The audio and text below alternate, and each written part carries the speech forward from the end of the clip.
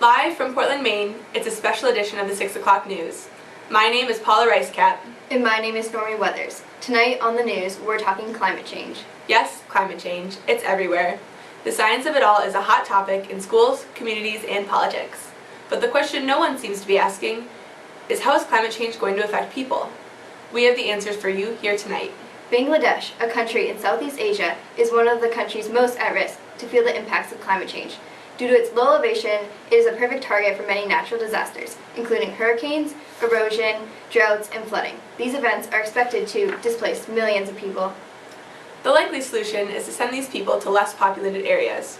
A large concern with this is the tension and conflict that may arise when increasing populations are competing for decreasing resources. In April of 2015, the United Nations High Commissioner for Refugees published the Guidance on Protecting People from Disasters and Environmental Change Through Planned Relocation, giving guidelines for the relocation of climate change refugees. The plan is meant to prevent these conflicts of any civil, political, economic, social, and cultural impacts through mitigation.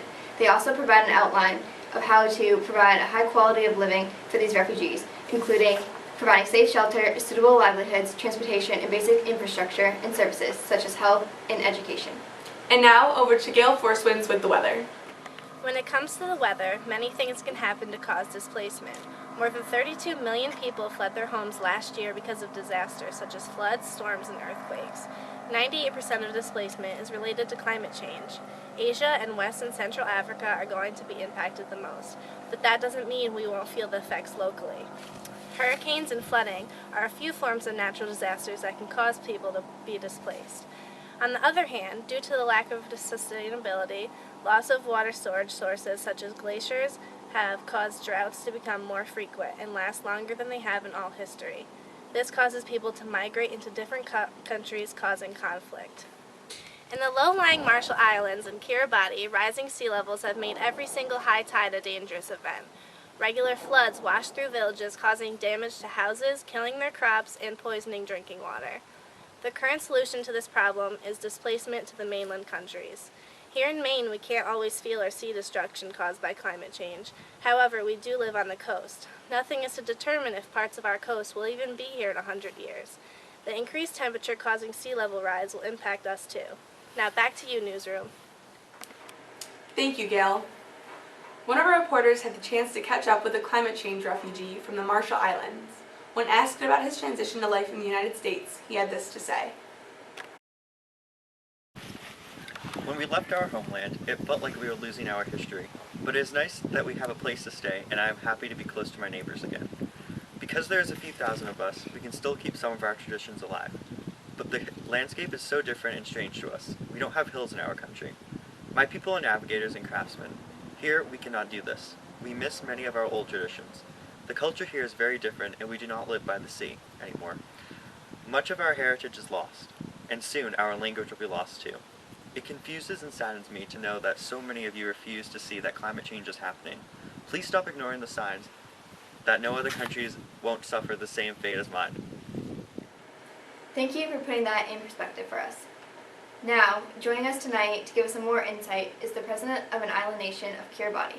Located in the Pacific Ocean, his country is comprised of 500,000 people. Thank you for being here, Mr. President. Can you explain what threats climate change has to your country geographically? We are severely threatened by the rise of sea levels, which are eating away at our country, and in a few decades, our country could totally disappear.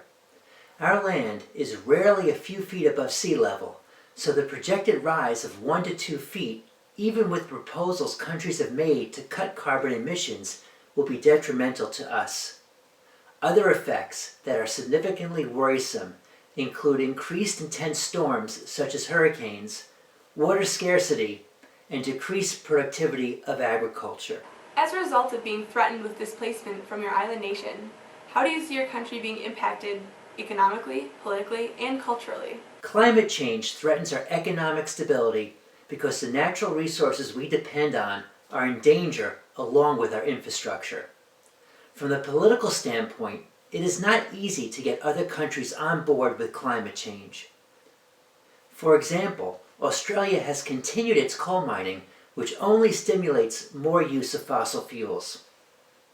Honestly, it is a global issue in which all nations should be concerned, and the ones contributing the most should own up to it and do something about it. I understand you have collaborated and negotiated with other countries concerning the displacement of your country.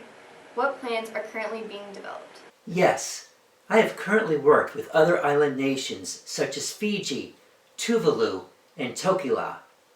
We wanted to propose an international body to be in charge and oversee migration due to the displacement that will occur in our countries.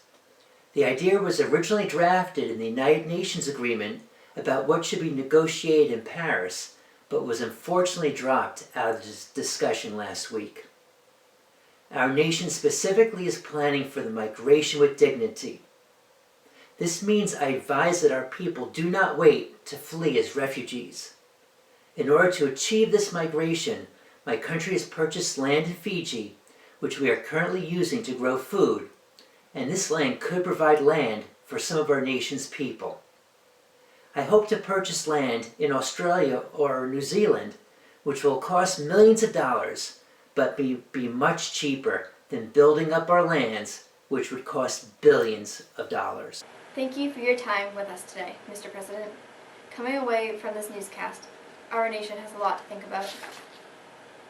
We need to help and support each other through the tough times ahead, whether that's doing something as simple as donating food to countries that are struggling to provide their own livestock, or opening up our country's doors to refugees. That's all we have time for, folks. Thanks for tuning in. Join us tomorrow for another exciting World News Report. This is Paula Ricecap. And I'm Stormy Weathers, signing off. Have a good night.